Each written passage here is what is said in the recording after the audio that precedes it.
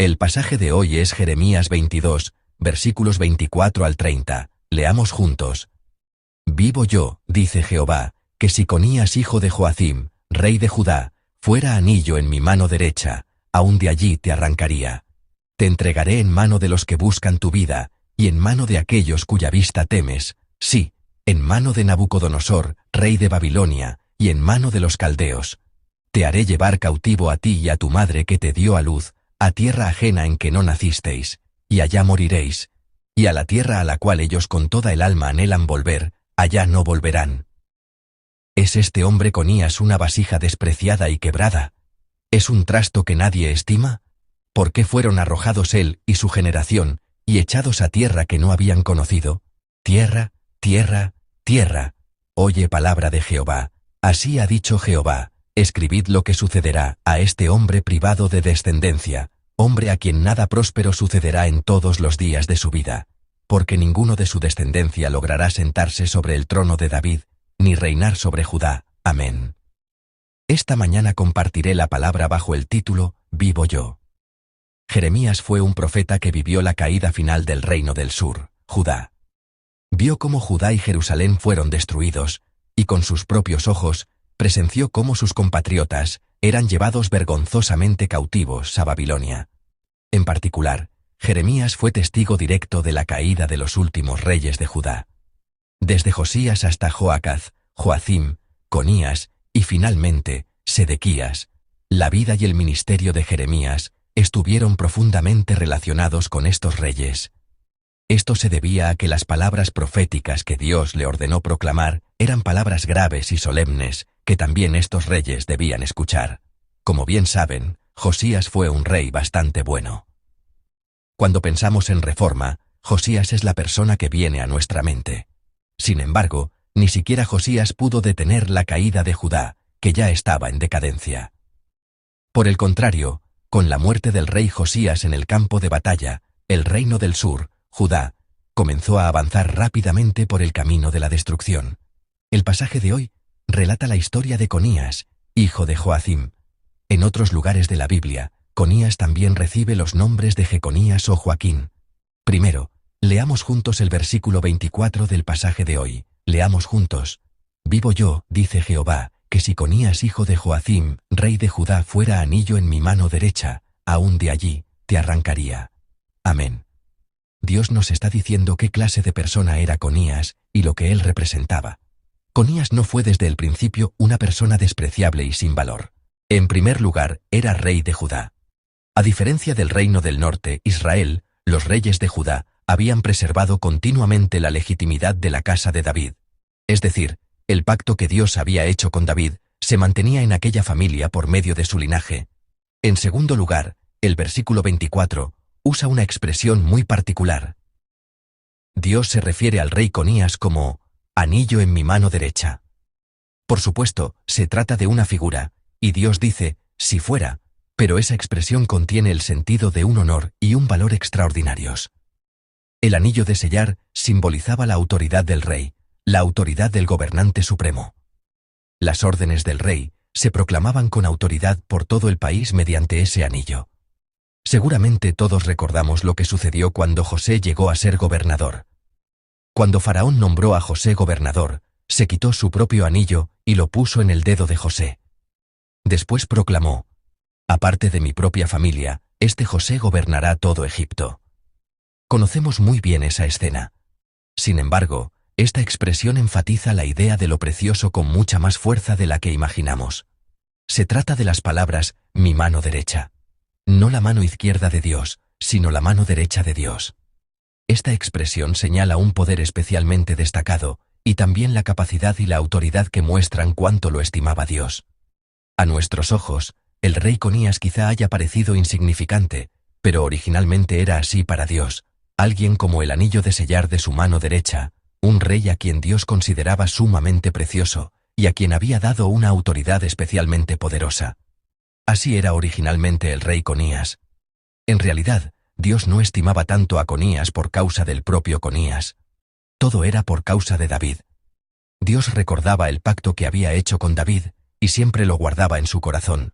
También trató con honor a los descendientes de David, los reyes del reino del sur, Judá.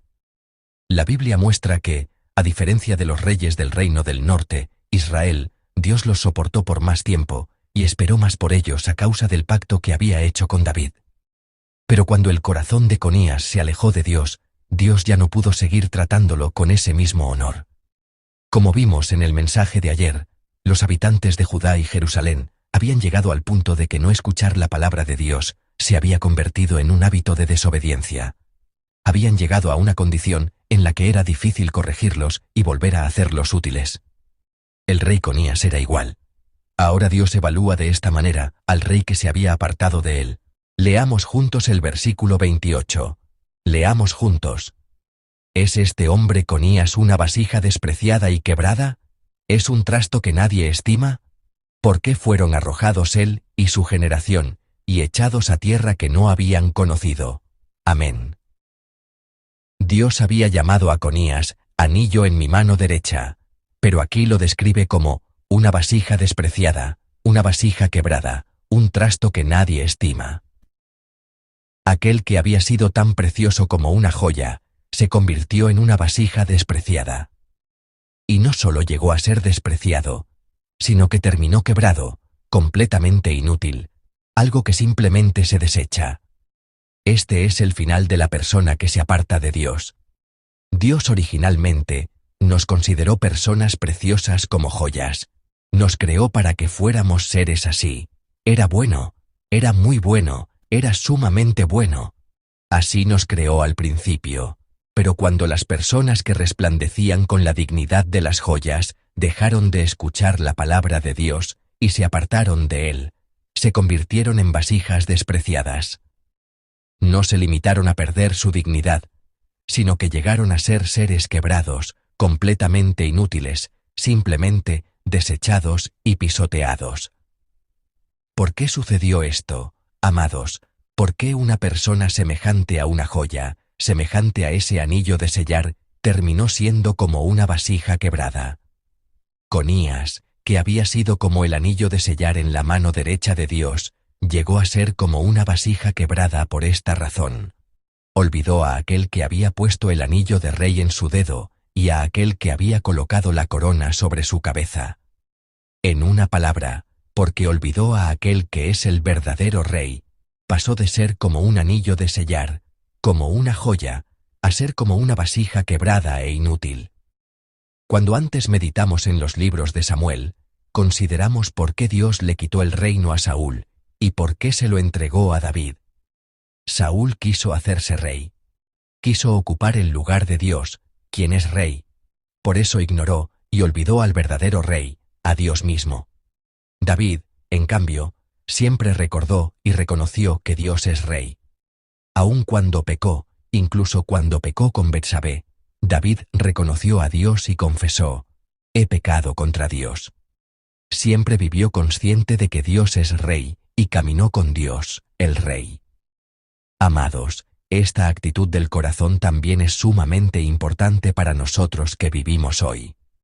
Dios no solo nos creó preciosos como joyas, sino que también desea hacer de nosotros un real sacerdocio, personas de tal dignidad.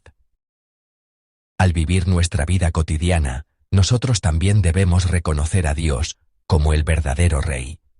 Solo así podremos conservar nuestra identidad como personas semejantes a joyas y como sacerdotes reales, y vivir manifestando el poder y la autoridad que Él nos ha dado. En vez de intentar ser los dueños de nuestra propia vida, seamos creyentes capaces de confesar: Dios es el Señor de mi vida, Dios es el Señor de la vida de nuestros hijos, Dios es el Señor de nuestros negocios, Dios es el Señor de nuestros lugares de trabajo, Dios es el Señor de mi familia. Los bendigo en el nombre del Señor para que sean personas capaces de hacer esta confesión. Por eso, en lugar de intentar cumplir nuestra propia voluntad, y en lugar de procurar realizar nuestra voluntad y nuestra ambición en nuestros negocios, nuestros trabajos y por medio de nuestros hijos, debemos preguntarnos: ¿cuál es la voluntad de Dios? ¿Cuál es la voluntad de Dios para este hijo y para este negocio? ¿Cuál es el sueño de Dios? Debemos vivir pensando en estas cosas, esforzándonos por cumplir el sueño de Dios y por desplegar su voluntad.